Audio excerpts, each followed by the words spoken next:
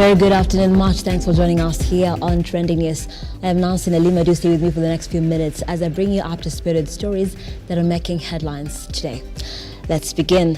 Murder convict Joseph Irungu, famously known as Joey, has challenged a High Court ruling that sentenced him to death for the murder of businesswoman Monica Kimani. In the court documents, Joey argues that the sentence issued by Lady Justice Grace Nzioka on March 13, 2024 infringes on his constitutional rights. He therefore wants the court to declare that the death penalty is torture, cruel and inhumane, and a degrading form of punishment prohibited under Article 25 of the Constitution. Joey has further asked the court to declare that the March 13th sentence contravened his non-derogable right to freedom from torture and cruel, inhuman or degrading treatment. He also wants compensation for infringement of his rights under Articles 27, 28, 29, 48 and 50 of the Constitution of Kenya. Joey, 33, was found guilty of the murder of Kimani, who was brutally killed in her Lamuria Gardens apartment in Nairobi on the night of September 19, 2018.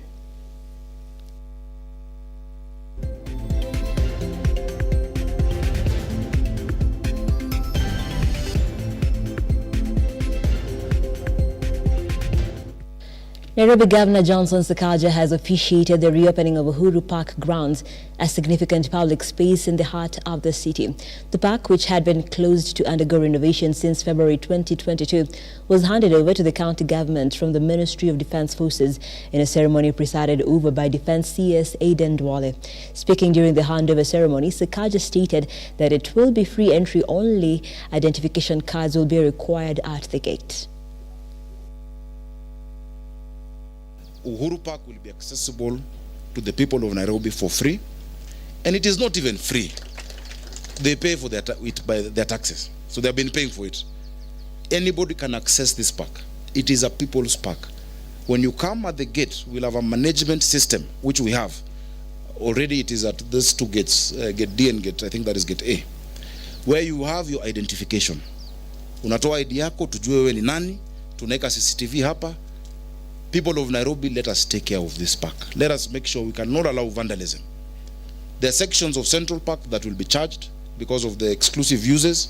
For instance, there's a very beautiful Nyatiti feature for weddings, and you can agree how much it is per month. We shall bring that to the finance bill in the assembly. For counties, anything that we charge must go through the finance bill that we shall bring to the assembly, so that wananchi can also use those secluded places or exclusive places. We're going to partner with this private sector to actually adopt certain areas, that they can use to help us, because this park belongs to all of us as the people of Nairobi and the people of Kenya. It's not just for Nairobians; it is for the people of Kenya. Nairobi City, the park now is open, and I want to confirm to everybody that today Kenya Defence Forces, the Ministry of Defence, we have handed over the park back to the owners. Park management, even the security of park is not our mandate. Yes, so going forward, you'll talk to the National Police Service. Thank you very much, and God bless you.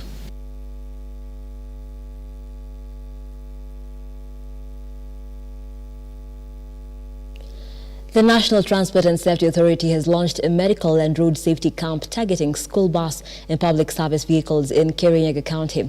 The medical camp, conducted at Kamiuga Polytechnic grounds, had drivers undergo various medical tests ranging from eyesight, blood sugar and blood pressure. NTSA has partnered with NACADA, St. John's Ambulance, AA Kenya, Lions Hospital and other stakeholders to create awareness on drivers in the county. Speaking during the free medical camp, NTSA Chairman Dr. Manoj Shah said that the camp is the second to be conducted in the country, and it is aimed at ensuring drivers undergo various medical tests. This is the second medical and road safety awareness camp that NTSA is holding in the last 2 months. In fact, both these camps have shown amazing results, and as we have been here since morning, testing drivers for their eyes, for their blood pressure, for their blood sugar and many other health ailments, it's surprising to note that we have a lot of drivers on our road who suffer from various eye problems. They have cataracts in their eyes, they need eyeglasses to correct their vision. Many of them have hypertension, and some of them also have high blood sugar. And all these drivers are a danger to our roads. And we are hoping that this NTSA-led medical camps in future will help all the drivers to be safer drivers on the road. At the same time, we are very happy that our partners, the Automobile Association of Kenya and St. John's Ambulance, have also partnered with the NTSA to come here and hold road safety trainings. And our main message today is to our drivers, who are mainly the ones we are interacting with today, to avoid drunk driving while on the road or behind the wheel, because we have realized that most of the accidents, especially now that we have seen a surge of increase, they are caused by drunk driving and other use of substances, including prescription drugs, bangi and others.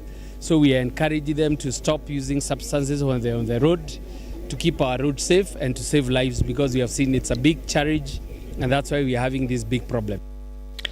Now, Ololua ward residents in Kajiado North Sub-County want the issues concerning negative environmental impact be addressed before the commencement of the RUTO railway line construction. This is after the residents raised concern of environmental degradation during public participation session. They further argue that during the construction of the standard gauge railway SGR, the environment was negatively affected, resulting in continuous floods in the residential areas. However, the residents noted that they are not opposed to the project. Nataka niseme tunataka wananchi watoe maoni. Environmental impact assessment analysis ni wakati wa watu kutoa maoni kama kuna madhara yoyote mazuri ama mabaya, na tuone vile inaweza badilishwa kabla project ianze kufanyiwa. Hivyo nahimiza wakaaji wote, wale wanatumia maji, wale wanatumia stima, wakuje watoe maoni yao, kwa sababu project inaweza kuwa kama vile SGR imetuletea matatizo mengi. Tungependa hii project ilete haya matatizo. Kwa hivyo ni nafasi, na pili, hii ndio basis ya mtu kwenda kwa environment tribunal. Na pia mahali tuko na tashwishi na tatizo ni kuwa tumekuwa na kazi ya serikali kadhaa ikiwemo SGR ambaye imeacha watu wangu wakiwa na shida. Jana kumenyesha, manyumba za watu zimejaa maji just because kulikuwa na ignorance kidogo ya mambo ya assessment. Na kwa sasa tunaumia. Tuna hope kwamba hii mradi inapoendelea itakuwa ni ya baraka. Wakati public participation inafanywa, ni vizuri pia waweze kuconsider kuwa miongoni mwetu kuna watu ambao wanaishi na disability. Egerton University and the Administration Police in Njoro have been accused of defying court orders after proceeding with carrying out activities at the controversial 2,600 acres Gungeri farm. The farm is at the center of a dispute pitting the university, Nakuru County Government and University Professor Robert Gisimba on one side against 400 community members of the Mosam Enterprises. 2 court orders have so far been issued by the Environment and Lands Court in Nakuru, which has restrained the university from carrying out any operations on the land located in Gungungeri near Njoro town, pending hearing and determination of the cases before court.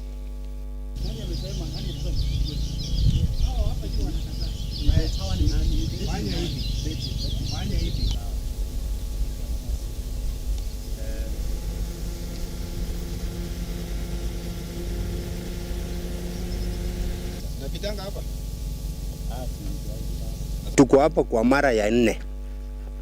Mara ya pili tulipokuja hapa, tulikuja na barua ambaye Egerton University ilichitoa kwamba wao hawahusikani na hii shamba kwa njia yoyote ile. Lakini bado tunaambiwa kwamba ni Egerton wako. Watu wao wote tumewasamon na hii court order, na kesho ama Friday wanaletewa court contempt kwa sababu irrespective na hizi court orders zote tumewaletea, wamekataa kutoka kwa shamba. Letter of offer is something that is work in progress. They have not been given that authority to own that parcel of land. The certificate of registration of these titles do not mention December anywhere. They mention Egerton University. And therefore, we are safeguarding Egerton University, its properties, its employees, and whatever they are doing. So in a nutshell, what we are saying. Now, young entrepreneurs in Western Gishu County have implored both the national and county governments to consider introducing tax incentives as a way of supporting small and medium enterprises. According to the group, tax incentives would help to encourage self-employment, especially among young Kenyans struggling with joblessness despite graduating out of colleges and universities. And basically this festival, it's all about celebrating the African culture through the kitenge wear, the Ankara wear. So tuko hapa, we are saying that we as Africans, we need to embrace the African culture by dressing our African designs. Tunavaa design zetu, zile nguo za kitamaduni, zile nguo ambayo tunazishonea nyumbani. And with the spirit of buy Kenya, build Kenya, and promoting local SMEs, local designers from here ambayo wanatushonea. We are really passionate about manufacturing of our local garments, and you're finding through creating our own custom market, or rather custom production systems, it has given us growth. And it has created very good job opportunities for youth, for women, for the skilled, and then they are skilled in this market.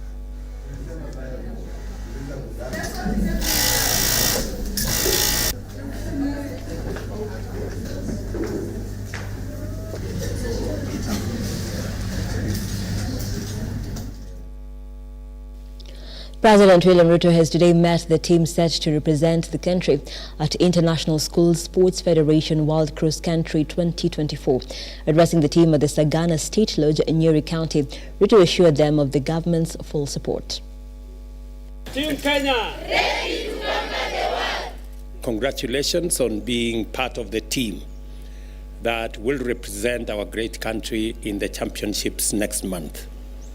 As I have been informed, there has been a rigorous process to identify the team that will represent Kenya, and I'm very privileged this morning to receive you, potential champions, for the event next month.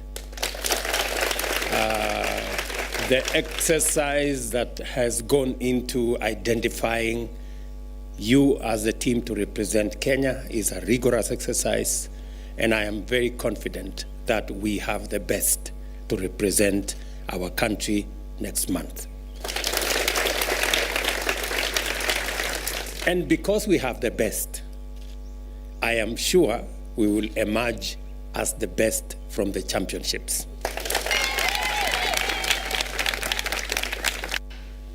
And we've come to the end of the broadcast this afternoon. But one topic that is making headlines is Uhuru Park. And of course, this is our story number one here on Trending News about the governor of Nairobi, Johnson Sakaja, who has officiated the reopening of Uhuru Park. And, you know, in Uhuru, the former president, in Uhuru's government, it was under the Ministry of Defense, and now it has been handed over back to Nairobi County. And he said something very interesting about building a nightclub inside Uhuru Park that people can come and make noise there now, not at the estates. And it's causing a lot of conversation right here on the socials. Let me just sample some of the feedback. Kenya West says Uhuru Park is a place where people should go and unwind. It should be as quiet as possible for mind therapy. Having a disco in the middle of a city where may have failed the city thoroughly. Biti Modi says the park cannot be a place for sherehe. And yet another one here says, let me just sample that. That Sakaja has refused to understand the purpose of Uhuru Park. Kenyans want green spaces, just like Wangari Maathai did. There are some of your feedback. It is a story that we have covered. We'll be giving you details later on. But the main story, however, is the fact that the Uhuru Park has been handed over back to Nairobi County from the Ministry of Defense.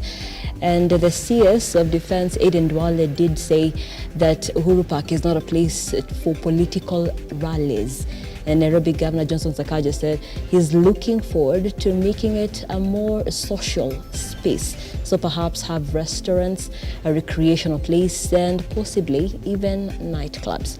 We have so much more lined up for you in our subsequent bulletins at 7 p.m. and at 9 p.m. I am Nancy Nalima. Thank you for watching. Have a lovely afternoon.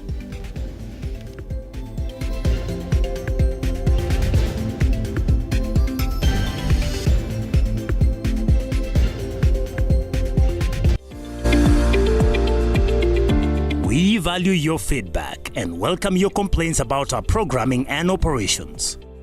Feel free to get in touch with us through 0700 893 542 or send us an email to info@lookuptv.co.ke.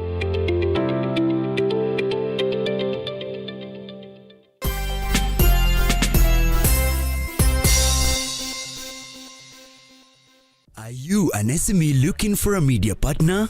Look no more, as Lookuptv got you covered for all your visibility and marketing needs. We at Lookuptv understand your business needs and want to work with you on your marketing journey, giving you solutions that will take you to the next level. Call us today on 0707 572 358 or send an email to sales